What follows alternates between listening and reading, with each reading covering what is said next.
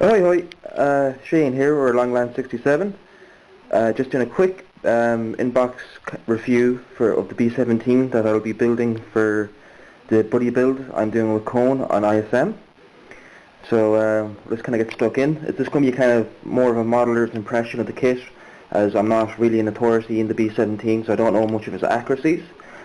But we'll just look for more for the enjoyment kind of element, so any modeler looking can see is it a good kit or not. So I already taken out the box, so we'll just have a quick glance at the box art. The kit was released in 2010, so it should be a good kit, because a lot of their newer releases seem to be quite good. We'll start off with the instructions, just a quick glance through. So it's very standard Revell instruction manual layout, nothing too crazy, nothing we haven't seen before. We have our standard in German and English technical data for the aircraft. Our safety warnings, just in case we feel like trying to chew our model or some shite. Various other our symbols, part layout, colours, and then we get on to the actual build steps. There are 91 build steps on this aircraft, so it's quite busy. It's a very busy build. As you can see, as I kind of flick through this, there's quite a lot going on. So I'd recommend this wouldn't, in my mind, be a kit for a novice. There's just too much going on.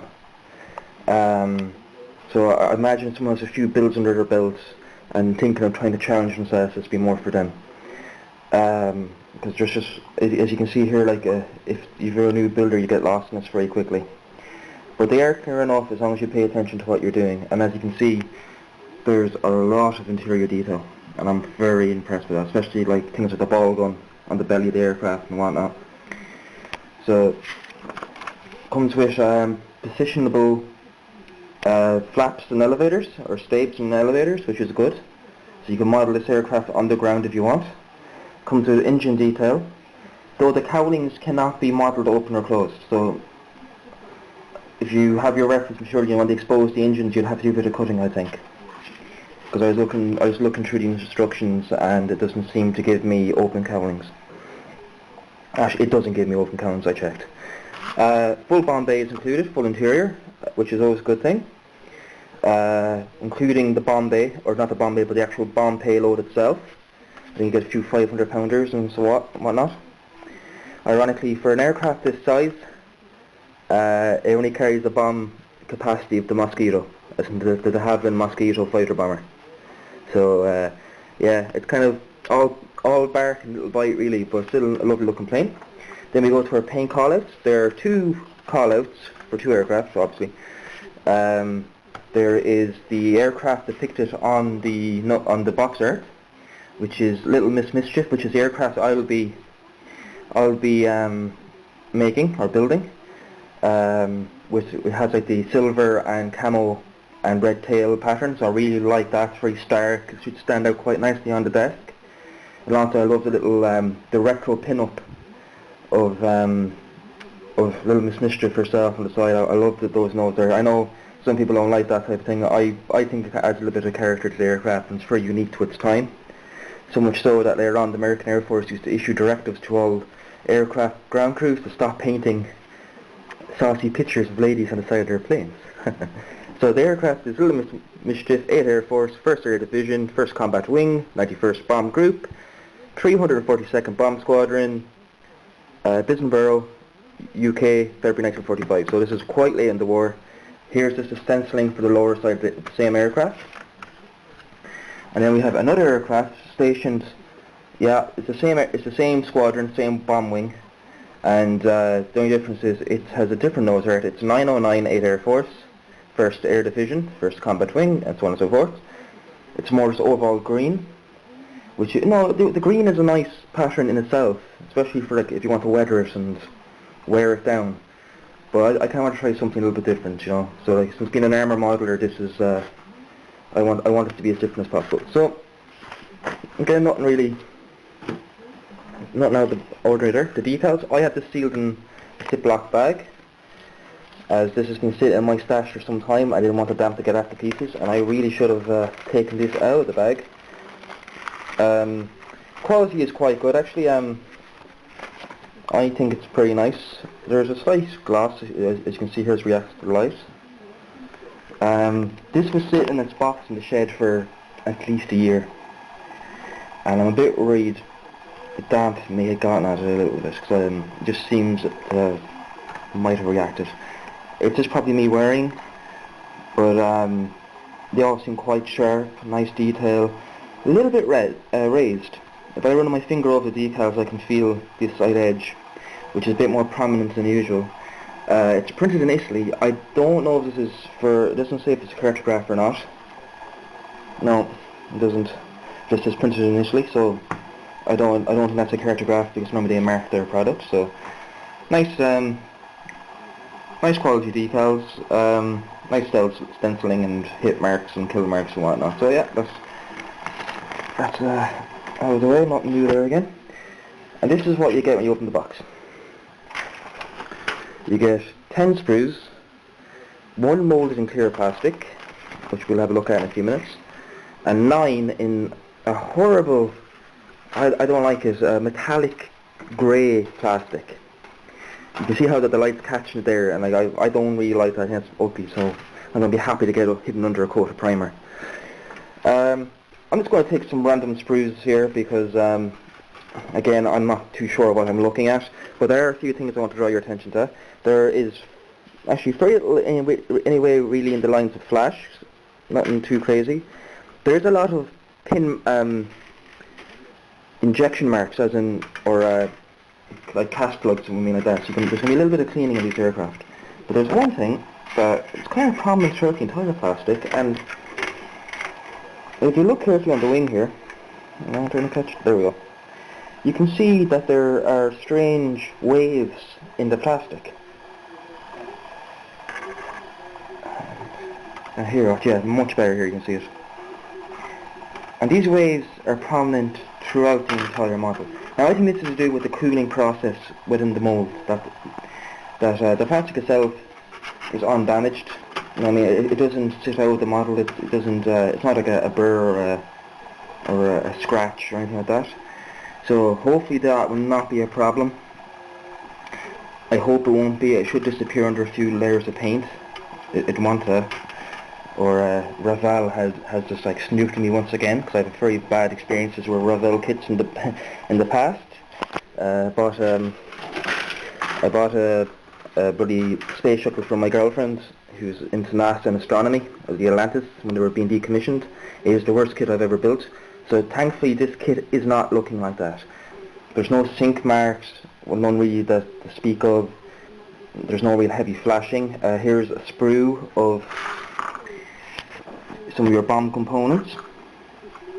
Your .5s, as the B17 was chock-a-block full of .5 machine guns for 50 calibers. Nice detail. Again, I'll put some pictures at the end of this. You can have a look at some of the stuff I mentioned. It's nice, nothing too crazy. I have the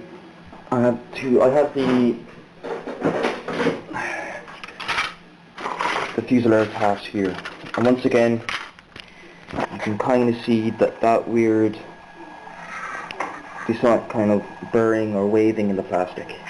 It's not a physical burr or wave, I just don't know the word for it, but you know what most of you understand what I'm trying to mean. Again, lovely engraved detail, doesn't seem too deep or overscaled. Well, it doesn't appear to be. Interior, nice ribbing detail. Now I started this kit a while back, as in I took it out of its sprue and then I got scared and put it away. So I basically just coated it black and painted a bit of a bronzy green colour, which I'm going to be respraying because I don't believe that's the correct colour. I believe B17 or US aircraft have more like a sink yellowy bronzy green. I've seen some like period pictures of it, so I'm going to be putting that in the correct colour. A good point of note on this kit is that the interior is fully included, as in all the various weapon stations, gunnery stations, bombardier stations, the works. So you know what I mean, if you really want to go all out detailing and wiring the interior, you could. It'll all be lost, of course. This here you have the clear parts. Again, nice. They come in their own bag, which is always a good thing. A lot of clear parts, as you can see. And of course, there's no like silly two half canopies or anything like that. Everything is well thought out. Though this model will require some careful masking, especially for things like the ball or the rear turret, the ball turret. That's going to be an interesting bugger to mask. Waist gunner positions, I know that's right. It's a little bit hard to see with the sliding. My apologies.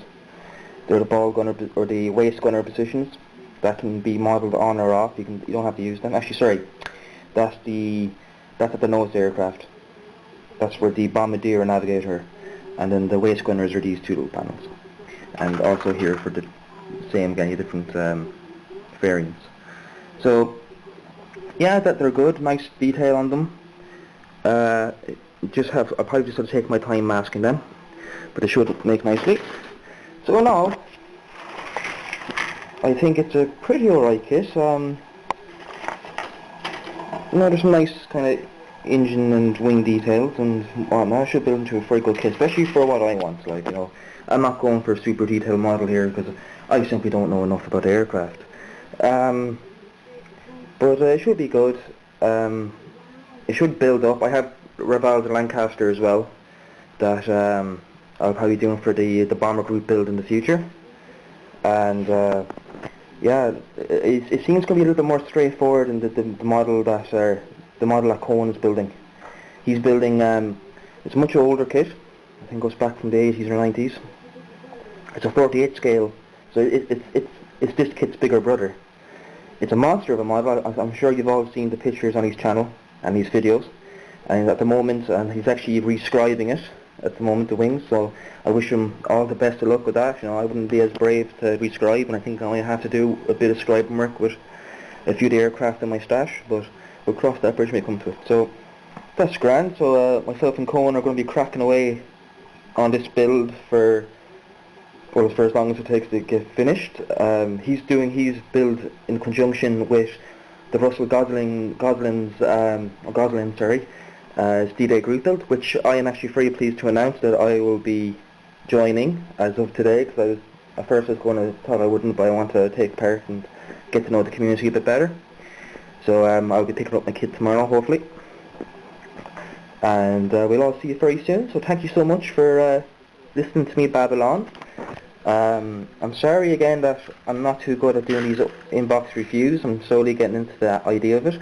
But from my perspective, it is a good kit and it is worth a few euros. I would really like to compare it to a Hasegawa kit, or whatever the hell it's called, but I'm not going to fork out 50 quid as they're ridiculously over expensive here. Whereas Revell, this cost me 26 euro, which is ridiculously good value, especially in my country when models tend to be a bit expensive. So I would strongly recommend it. And imagine there's plenty of upgrades out there. I'm thinking of buying Edard's pre-cut masks because there's just too much and too small masking for me by hand. I don't think I'll be able to cope with it too well. So hopefully the next update of this you'll see will be me tackling the interior. So until then, my friends, I'll be seeing you all very soon, and look after each other and look after yourselves. Bye bye.